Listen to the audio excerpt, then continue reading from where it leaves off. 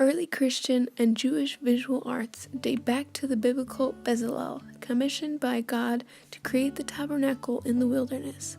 Since then, Jewish visual arts have flourished and encompasses a broad range of visual expression by Jewish artists, from painting to sculpture to avant-garde arts. Words and ideas have always been a focal point in Jewish life, but fine arts and handicrafts have played a prominent role as well. The Jewish attitude toward art has been influenced by two contradictory factors: the value of Hadar Mitzvah, which is beautification of commandments, encourages the creation of beautiful ritual items in sacred spaces, while some interpret the second commandment, forbidding graven images, as a prohibition against artistic creations, lest they be used for idolatry.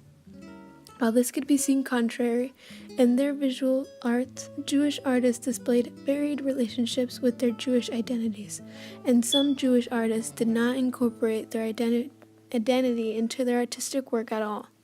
With this rise of such artists came the question of what constitutes Jewish art, a question still debated today.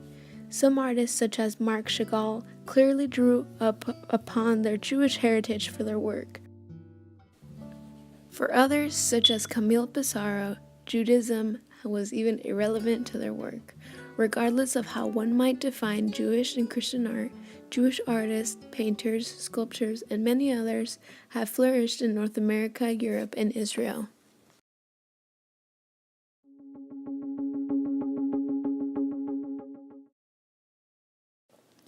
The Bible provides detailed descriptions of works of art that played an important role in the Israelite cultural life. We can still see works that have survived from the Hellenistic, medieval, Renaissance, and Enlightenment periods. Jews, influenced by their surroundings, have been involved in all the artistic genres: paintings, sculptures, mosaic, fresco, architecture, the design of religious and household implements, and even manuscript implementations. No certifiably Christian art works are datable prior to the 3rd century. Some of the symbols and simple images found could have been Christian, but no evidence exists to confirm these assumptions. The earliest confirmed Christian artworks date to the 3rd century and consist of simple symbols, such as fish or an anchor. Other early symbols and images were stories from the Bible. These include images of personal salvation, such as Jonah and the whale, Daniel in the lion's den, symbols of Christ, the Good Shepherd, and symbols of baptism. Most would traditionally associate Christianity with the symbol of the cross, but this image was very rare, and the first artwork with the cross does not appear until 420 CE, much later than the other symbols. Why? Death on the cross was given only to the worst and most wretched perpetrators. If a Christian wanted to encourage another to convert, he or she had to emphasize the glory and the power of God, and this scandal of the cross would not encourage conversion. It was more important to emphasize God's miracles and power to protect His people. The anchor and the fish are such symbols. Fish and anchor epitaph was one of the earliest pieces of art. The anchor symbolizes the safe arrivals to one's destination. Metaphorically, it symbolized the safe arrival to heaven after one's death. Fish in ancient Greek means iktos, which is an acronym for Jesus Christ, Son of God, Savior.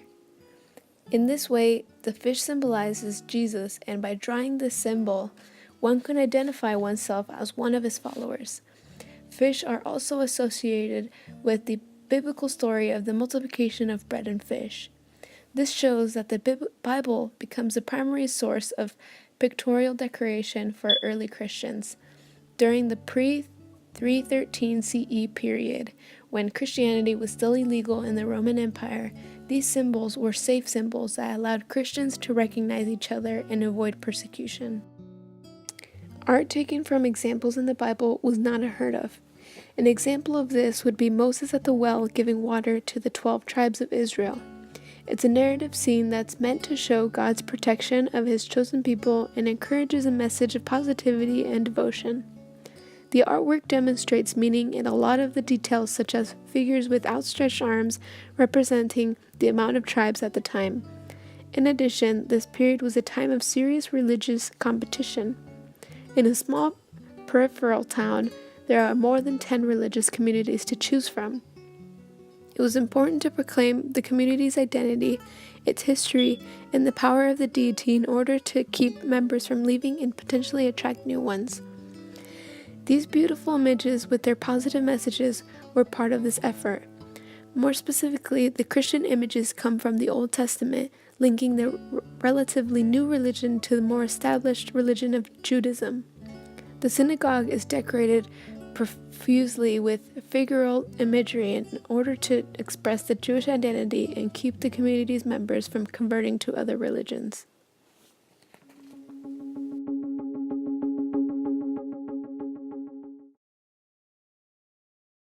The 4th and 5th centuries were a formative period of church architecture.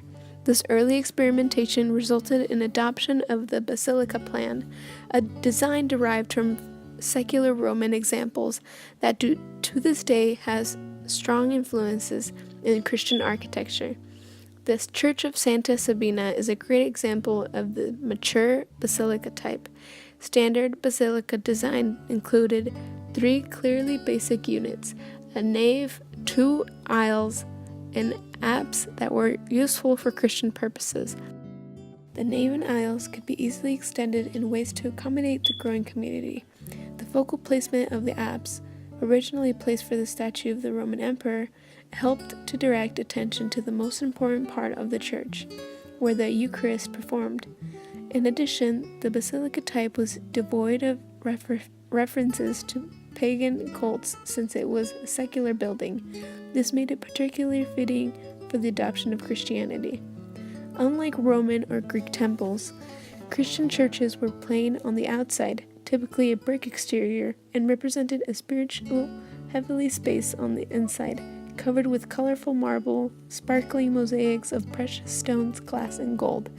The Christian church used columns to support its interior and are typically made from spoila, reused material sourced from abandoned temples. In these churches, Christians introduced brick arches instead of horizontal, solid piers of square form.